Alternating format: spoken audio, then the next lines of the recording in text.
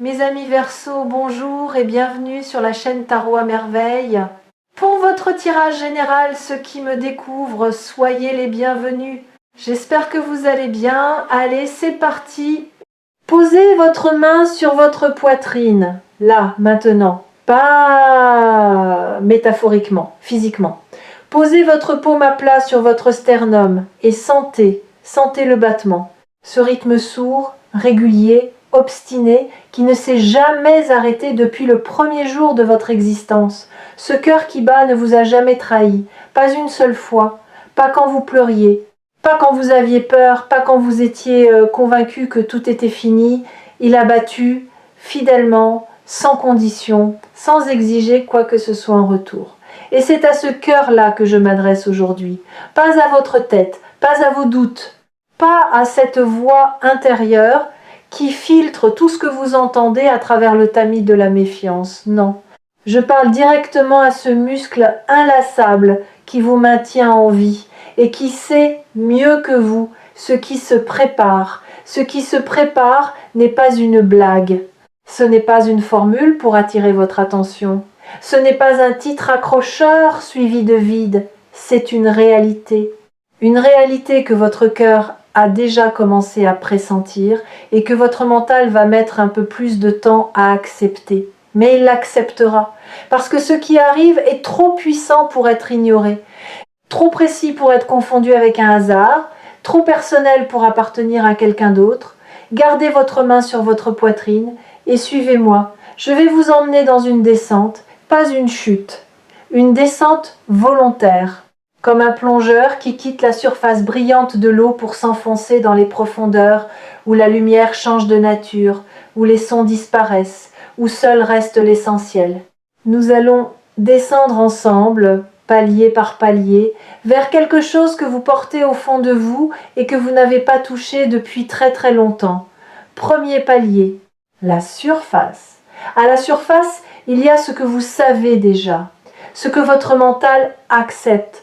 Vous savez que votre vie est en train de bouger. Vous le sentez dans ces petits décalages quotidiens. Un réveil plutôt que d'habitude sans raison, une envie de ranger, de trier, de jeter des choses que vous gardiez par habitude, des conversations qui vous ennuient alors qu'elles vous satisfaisaient avant, des silences que vous recherchez alors que vous les fuyez. Ces signes, vous les avez remarqués. Vous les avez peu, être même mentionnés à quelqu'un. Et la personne vous a regardé avec un sourire poli sans comprendre de quoi vous parliez. C'est normal.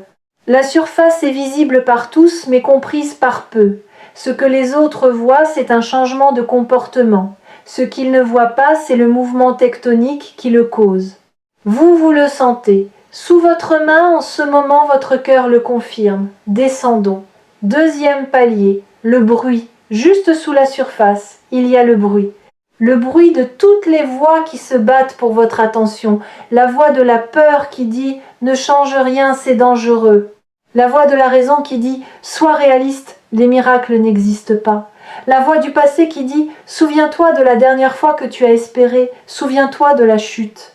La voix des autres qui dit « Tu devrais faire ceci, être cela, vouloir cela ». Ces voix sont bruyantes, elles se superposent. Elles créent un vacarme intérieur qui rend difficile l'écoute de quoi que ce soit d'autre. Et le plus sournois, c'est que certaines de ces voix se font passer pour la vôtre. Vous croyez que c'est vous qui pensez « je ne suis pas prêt » ou « ce n'est pas pour moi ». Mais ce n'est pas vous, ce sont des programmes. Des scripts installés par d'autres, à des moments où vous étiez trop jeune ou trop vulnérable pour les refuser. Ils jouent en boucle depuis si longtemps que vous les avez confondus avec votre propre pensée. Mais ils ne sont pas vous. Ils sont du bruit.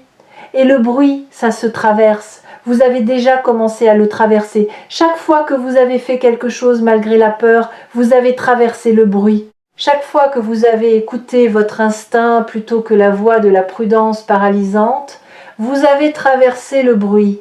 Chaque fois que vous avez refusé de croire le pire scénario que votre mental fabriquait avec tant de talent, vous avez traversé le bruit et chaque traversée a rendu le signal un peu plus audible. Mais sous ce bruit, il y a un signal, un signal constant, discret, patient, un signal qui ne crie jamais parce qu'il n'en a pas besoin. Il sait que tôt ou tard, vous descendrez assez profondément pour l'entendre. Et aujourd'hui, c'est ce jour-là. Pour descendre au palier suivant, vous devez faire quelque chose de simple mais de radical. Accepter que vous ne savez pas ce qui arrive. Que votre mental, avec toute sa puissance de calcul, est incapable de prédire ce qui se prépare. Et que cette incapacité n'est pas une faiblesse. C'est une porte. La porte vers un mode de connaissance différent, plus ancien, plus fiable, le mode du cœur, le mode de l'intuition, le mode de cette intelligence silencieuse qui sait sans pouvoir expliquer comment elle sait. Troisième palier, la mémoire du corps. Nous sommes maintenant en dessous du bruit, et ici les choses deviennent plus intimes. Votre corps porte une mémoire que votre esprit a oubliée. Des sensations stockées dans vos muscles, dans vos os, dans les replis de votre chair. La tension dans vos épaules n'est pas seulement de la fatigue, c'est le poids accumulé des responsabilités que vous avez portées pour les autres en oubliant de poser les vôtres. Le nœud dans votre ventre n'est pas seulement du stress, c'est l'empreinte de toutes les fois où vous avez avalé vos mots au lieu de les dire, où vous avez ravalé votre vérité pour préserver la paix d'un autre. La raideur dans votre nuque n'est pas seulement posturale, c'est le résidu de toutes les fois où vous avez tenu la tête haute, quand tout en vous voulait s'effondrer. Votre corps est un livre d'histoire, et la tempête qui se prépare va tourner les pages, pas en effaçant ce qui est écrit, en ajoutant un nouveau chapitre, un chapitre où le corps apprend autre chose que la résistance, où il apprend le relâchement. La douceur, le droit au repos, le droit de ne pas être en alerte permanente, le droit de ressentir du plaisir sans le mériter par la souffrance. Vous avez peut-être remarqué que votre corps vous envoie des signaux différents depuis quelque temps, des envies nouvelles, de mouvement, de nature, de contact, de nourriture différente, d'eau, beaucoup d'eau, comme s'il se nettoyait de l'intérieur, comme s'il préparait le terrain pour accueillir une énergie qu'il n'a pas portée depuis longtemps, l'énergie de la joie sans condition, de la présence sans anxiété, de la vie vécue dans le corps plutôt que dans la tête. Ce changement physique n'est pas anodin, il est le socle de tout ce qui suit, parce que les transformations les plus durables ne commencent pas dans l'esprit, elles commencent dans la chair. L'esprit suit, toujours. Et il y a quelque chose d'autre que votre corps fait en ce moment, quelque chose de subtil mais de profondément significatif. Il redéfinit ses frontières. Pendant des années, vos limites physiques étaient poreuses. Vous absorbiez les émotions des autres comme une éponge. Vous entriez dans une pièce tendue et vous en ressortiez épuisé, chargé d'un poids qui n'était pas le vôtre. Vous portiez la tristesse de vos proches dans vos épaules, leur colère dans votre mâchoire, leur anxiété dans votre ventre. Votre corps ne savait pas faire la différence entre vos émotions et celles des autres. Mais quelque chose change. Vos frontières se redessinent, pas comme des murs qui excluent, comme une peau saine qui protège sans isoler. Vous commencez à sentir la différence entre ce qui vous appartient et ce qui appartient à l'autre, entre la compassion, qui reconnaît la douleur sans la porter, et l'absorption, qui la prend sur soi jusqu'à l'étouffement. Cette distinction, qui semble banale vue de l'extérieur, est en réalité le fondement de tout ce qui va suivre. Parce que un être humain qui ne sait pas où il s'arrête et où l'autre commence ne peut pas véritablement changer sa vie. Il change celle des autres, à son propre détriment. Vous êtes en train de récupérer vos contours, et ces contours, une fois redessinés, vont définir l'espace à l'intérieur duquel le changement va se déployer. Quatrième palier, les accords silencieux. Nous descendons plus profondément maintenant, et ici nous touchons à quelque chose que personne ne vous a jamais expliqué. Au cours de votre vie, vous avez passé des accords, pas des contrats écrits, des accords silencieux, des pactes inconscients avec vous-même, avec les autres, avec la vie.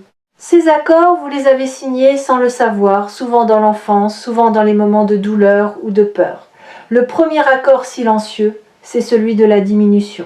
À un moment de votre vie, vous avez compris, ou cru comprendre, que pour être aimé, il fallait être petit, pas visible, pas encombrant, pas trop brillant, trop intelligent, trop sensible, trop présent. Vous avez appris à vous réduire, à occuper moins d'espace, à parler moins fort, à rêver moins grand.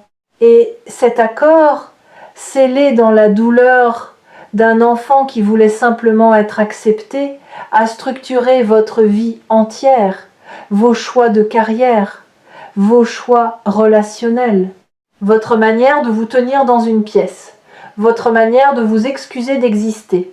Le deuxième accord silencieux, c'est celui de la dette. Quelque part, vous avez accepté l'idée que vous deviez quelque chose à vos parents, à la société, à quelqu'un qui vous a aidé un jour. Et cette dette, jamais formulée, jamais chiffrée, est devenue un poids permanent, un poids qui vous empêche de recevoir sans culpabilité, de réussir sans vous excuser, de profiter de quoi que ce soit sans cette petite voix qui murmure « Tu n'as pas encore assez remboursé ». Le troisième accord, c'est celui du report. Vous avez décidé, sans le dire, que votre vie commencerait plus tard, quand les conditions seraient réunies, quand vous auriez assez d'argent, assez de confiance, assez de temps, assez de certitude. Et en attendant ce assez, qui ne vient jamais, vous vivez dans le provisoire, dans l'entre-deux, dans la salle d'attente de votre propre existence. Ce qui va changer votre vie, ce qui est en train de se préparer en ce moment avec une force que vous ne mesurez pas encore, et c'est la rupture de ces trois accords. Pas une renégociation, une rupture nette, définitive, pas par la colère, par la clarté.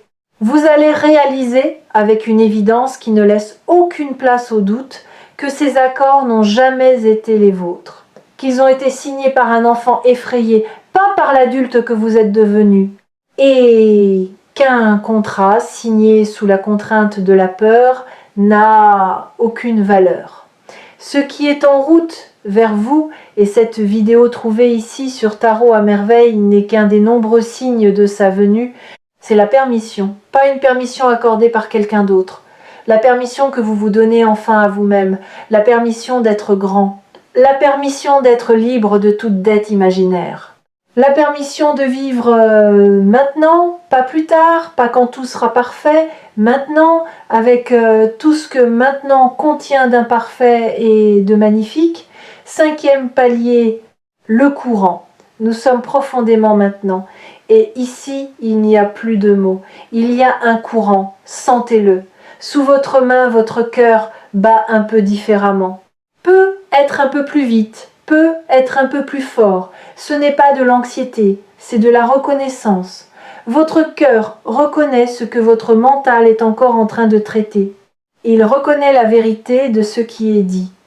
Et il y répond comme un instrument qui résonne quand la bonne note est jouée à proximité. Ce courant, c'est le mouvement de votre vie qui se réaligne. Pas un réalignement brutal, chirurgical, un réalignement organique, comme une rivière qui retrouve son lit originel après des années de détournement artificiel. Vous avez été détourné par les circonstances, par les choix des autres, par vos propres choix faits depuis la peur plutôt que depuis la vérité. Et maintenant l'eau revient, elle revient vers le chemin qui a toujours été le sien, votre chemin. Ce chemin ne ressemble à celui de personne d'autre, c'est le vôtre. Taillé dans la roche de votre propre expérience, creusé par vos propres larmes, élargi par vos propres joies. Il n'a pas de modèle, pas de précédent, pas de carte tracée par quelqu'un qui serait passé avant vous. Vous êtes le premier à marcher ce chemin.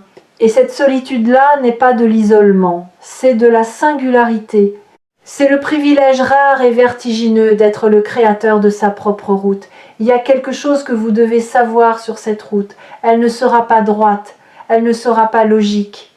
Elle ne suivra pas le plan que votre mental voudrait lui imposer. Elle serpente, elle surprend. Elle prend des virages que vous n'auriez jamais choisis si on vous avait consulté. Mais chaque virage, chaque détour apparent est d'une précision chirurgicale. La vie ne se trompe pas de chemin.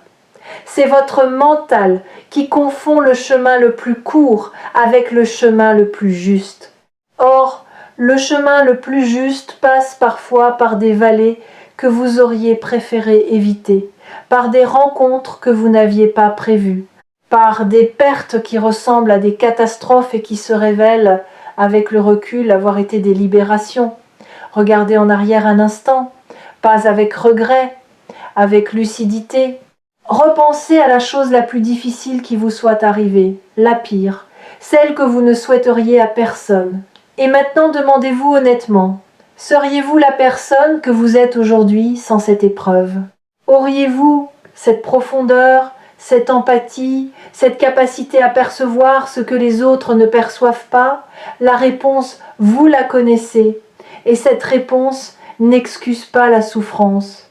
Elle ne la glorifie pas, elle la replace dans un contexte plus vaste, un contexte où rien n'est gaspillé, où chaque douleur est un engrais pour une croissance que vous ne pouviez pas voir pendant que vous souffriez. Et cette croissance, c'est exactement ce qui vous a amené à ce moment, à ce palier, à cette descente vers votre propre vérité. 6e palier, le pardon inversé. Il y a ici quelque chose que je n'ai jamais formulé de cette manière. Un concept que j'appelle le pardon inversé. Vous connaissez le pardon classique. Pardonnez à ceux qui vous ont blessé, acceptez ce qui s'est passé, lâchez la rancune. Vous l'avez probablement pratiqué avec plus ou moins de succès au fil de votre vie. Mais le pardon inversé est différent. C'est le pardon que vous devez demander, non pas aux autres, à vous-même. Pas pour ce que vous avez fait de mal, pour ce que vous ne vous êtes pas permis de faire de bien, pour toutes les fois où vous avez dit non à une opportunité par peur, pour toutes les fois où vous avez sabordé quelque chose de beau parce que vous ne vous sentiez pas digne de le vivre, pour toutes les fois où vous vous êtes choisi en dernier ou pas du tout, pour toutes les fois où vous avez offert aux autres la patience, la douceur, la compassion que vous refusiez obstinément de vous accorder. Ce pardon inversé est l'acte le plus révolutionnaire que vous puissiez poser. Et il est intimement lié à ce qui va changer votre vie. Parce que tant que vous ne vous êtes pas pardonné de vous être maltraité, vous continuerez inconsciemment à accepter la maltraitance, à la reproduire, à la chercher même parce qu'elle confirme la croyance profonde que c'est ce que vous méritez. Alors faisons-le maintenant, ensemble. Dans le silence de cette plongée, dites-vous, mentalement ou à voix haute si vous êtes seul, je me pardonne de ne pas m'être choisi quand j'en avais besoin. Je me pardonne d'avoir traité les autres avec plus de douceur que je ne me suis traité moi-même. Je me pardonne d'avoir cru que je devais gagner le droit d'être heureux. Ce n'est pas une formule magique, ce sont des mots qui déverrouillent comme une clé dans une serrure rouillée. La porte ne s'ouvre peu, être pas immédiatement. Peut être qu'il faudra tourner plusieurs fois, peut être qu'il faudra revenir demain et après-demain et le jour suivant. Mais la serrure a reçu la clé. Et une serrure qui a reçu sa clé finit toujours par céder. Quand cette porte s'ouvrira, ce qui se trouve derrière vous submergera d'une tendresse que vous n'êtes pas habitué à recevoir. Une tendresse venant de vous-même, dirigée vers vous-même. Et c'est cette tendresse intérieure, cette bienveillance enfin tournée vers l'intérieur au lieu d'être exclusivement tournée vers les autres, qui est le carburant du changement qui vient. Sans elle, le changement reste en surface. Avec elle, il pénètre jusque dans les fondations. Le changement qui arrive va briser cette boucle, pas par magie, par saturation. Vous avez atteint le point où la douleur de rester identique dépasse la peur de changer. Et ce point de basculement est le plus puissant qui existe dans l'expérience humaine. Parce qu'il est irréversible. Une fois que vous l'avez franchi, vous ne pouvez pas revenir en arrière. Vous ne pouvez pas savoir ce que vous savez maintenant. Vous ne pouvez pas sentir ce que vous ressentez. La porte s'est ouverte dans un seul sens. Et devant vous, il n'y a pas le vide, il y a l'espace. votre espace. 7e palier, le fond. Nous y sommes au fond. Et ce qu'il y a au fond n'est pas sombre, c'est pas effrayant, c'est pas ce que vous craignez. Au fond, il y a un calme absolu, un silence si pur qu'il contient toutes les musiques. Et dans ce silence, il y a une vérité qui attend depuis toujours que vous descendiez assez profondément pour la trouver. Cette vérité est simple, si simple qu'elle en devient presque impossible à croire. La voici, vous n'avez jamais été le problème, jamais. Pas une seule fois dans votre vie, vous n'avez été le problème. Les situations étaient le problème, les circonstances étaient le problème, les croyances étaient le problème, les accords silencieux étaient le problème. Mais vous, l'être humain qui bat sous votre main en ce moment, vous n'avez jamais été le problème. Vous avez été la solution qui s'ignorait. Laissez cette vérité descendre. Pas dans votre tête, dans vos os, dans votre sang, dans chaque cellule de votre corps qui a porté pendant des années le poids d'une culpabilité qui ne lui appartenait pas. Vous n'étiez pas le problème. Et maintenant que vous le savez, maintenant que cette connaissance est ancrée dans votre chair, tout peut changer, tout va changer. Non pas parce que les circonstances vont miraculeusement se transformer, mais parce que vous, face aux circonstances, serez quelqu'un d'autre, quelqu'un qui sait, quelqu'un qui n'a plus besoin de se justifier d'exister, quelqu'un qui occupe sa place, toute sa place, sans s'excuser et sans se diminuer.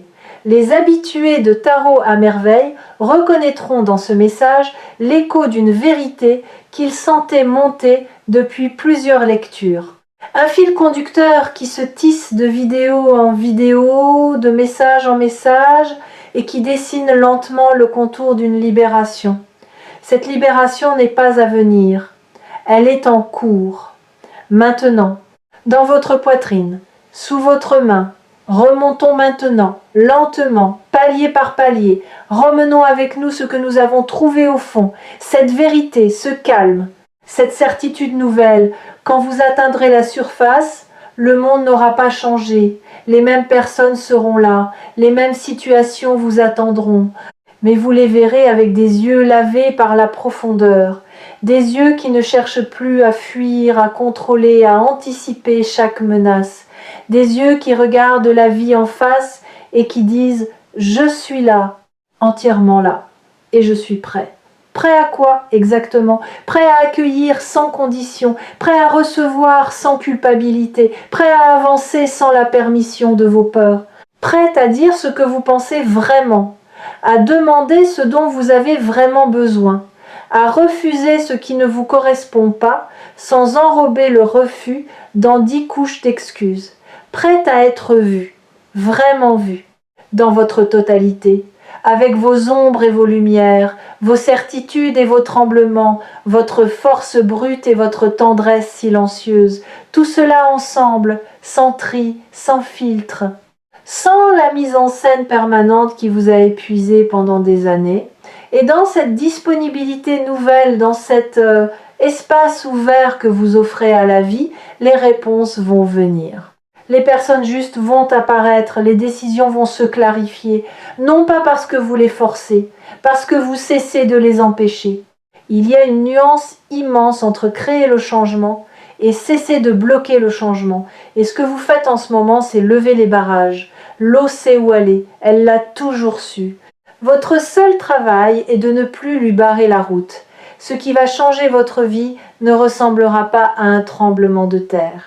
Cela ressemblera plutôt au moment où quelqu'un allume la lumière dans une pièce où vous cherchiez à tâtons depuis des années. Le même espace, les mêmes objets, mais soudain tout est visible, tout est clair. Et vous réalisez que ce que vous cherchiez était juste là, à portée de main, depuis le début.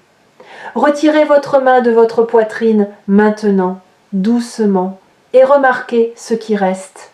La chaleur, l'empreinte, la connexion que vous venez d'établir avec votre propre cœur. Cette connexion ne se brisera pas quand la vidéo se terminera. Elle est là pour rester.